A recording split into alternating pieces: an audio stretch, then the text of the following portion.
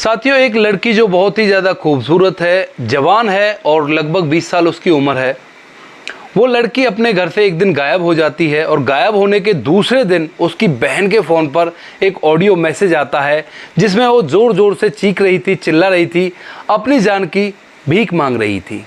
आखिर कौन थी वह लड़की और क्यों उसके पास इस तरह से वो मैसेज आया, पूरी सच्चाई जानने के लिए वीडियो को अंत तक जरूर देखें। नमस्कार दोस्तों, मेरा नाम है जीतू सौरौत। आप लोग देख रहे हो ब्रेन डिमांड चैनल। वीडियो को ज़्यादा से ज़्यादा शेयर करें और पेज को फॉलो करना ना भूलें। दरअसल ये घटना है बिहार के दरभंगा इलाके की। बिहार के दरभंगा में एक लड़की रहा करती है जिसका नाम है अफरानी। लड़की की उम्र 20 साल है, काफ़ी खूबसूरत है और शादी के योग्य हो चुकी है। उसका एक पिता है जिसका नाम है मोहम्मद उस्मान। भरा पूरा परिवार है। परिवार में माँ, बहन, भाई, मामा, फूफा सब कुछ हैं। तो परिवार बड़ी हंसी खुशी से रहा करता है।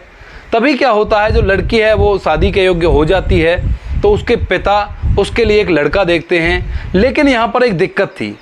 जो लड़के का उम्र थी, जो यानी कि जो लड़का देखा जाता है उसकी जो उम्र थी वो थी तकरीबन 40 साल और यहाँ पे जो अफरानी थी उसकी उम्र थी 20 साल। तो यहाँ पे दोनों की उम्र का थोड़ा सा मैच नहीं खा रहा था और जो पिता है वो अपनी बेटी को बताता है कि बेटी तुम्हें इसी से शादी करनी होगी, लेकिन बेटी इससे नाखुश थी। तभी क्या होता है, एक दिन जो अफरानी थी वो घर से गायब हो जाती है। गायब होने के बाद परिवार वाले पूरे परेशान हैं कि लड़की गई तो गई कहाँ। इसके बाद उस लड़की को चारों तरफ ढूंढा जाता है पूरे के पूरे परिवारजनों के द्वारा। पुलिस में रिपोर्ट भी लिखवाई जाती है, लेकिन उस लड़की का कहीं भी अता पता नहीं मिलता। तभी दोस्तों पूरा परिवार उसको ढूंढने में व्यस्त होता है और उसको ढूंढते ढूंढते लगभग 2-3 दिन निकल जाते हैं। 2-3 दिन बाद क्या होता है, गांव के बाहर एक तालाब होता है और तालाब के अंदर से एक डेड बॉडी बाहर निकलती है जो कि फूल गई थी, यानी कि 2-3 दिन पहले उसको उसके अंदर डाला गया है। अब इसके बाद दोस्तों उस डेड बॉडी को देखा जाता है तो वो डेड बॉडी उस लड़की अफरानी की ही थी।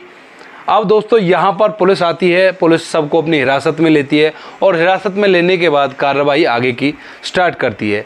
सोचते हैं कि शायद ये डूबकर मर गई होगी, लेकिन यहाँ पे तभी क्या होता है, तभी जो उस लड़की की बहन होती है वो अपने फ़ोन को चेक करती है।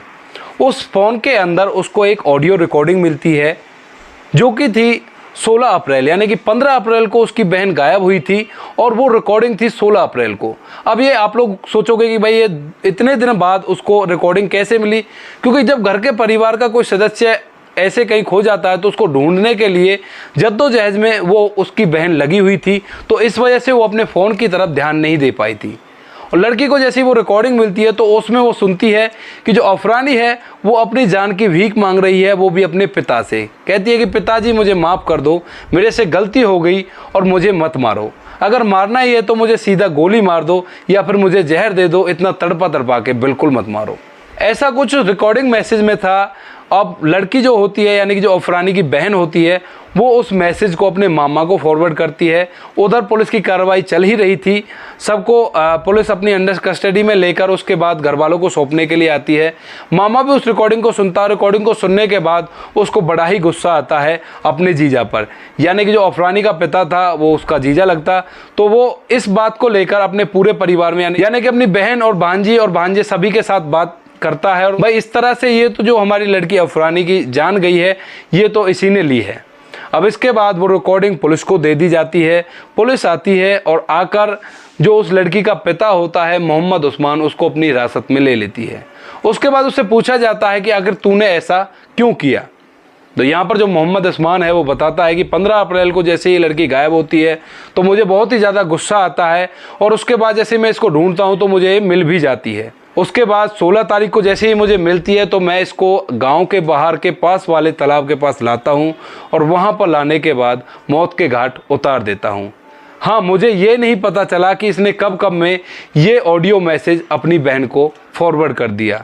तो दोस्तों ये थी आज की घटना। आप लोगों को कैसी लगी। यहाँ पर एक पिता ने अपनी ही बेटी की निर्मम तरीके से हत्या कर दी और वो भी तड़पा तड़पा कर, जबकि बेटी ये कह रही थी पिताजी इसमें मेरी क्या गलती। और यहाँ पे आप लोग क्या कहना चाहते हो, उस बेटी की कोई गलती थी या नहीं थी, या पिता की गलती थी? क्या ये सही है कि 40 साल की उम्र के लड़के के साथ एक 20 साल की लड़की की शादी की जाए? जो भी आपकी राय हो कमेंट सेक्शन में लिखें। बाकी दोस्तों वीडियो अच्छी लगे तो वीडियो को लाइक और शेयर जरूर करें। मिलते हैं किसी नेक्स्ट वीडियो में नए टॉपिक के साथ। तब तक के लिए जय हिंद, जय भारत, जय हिंदुस्तान।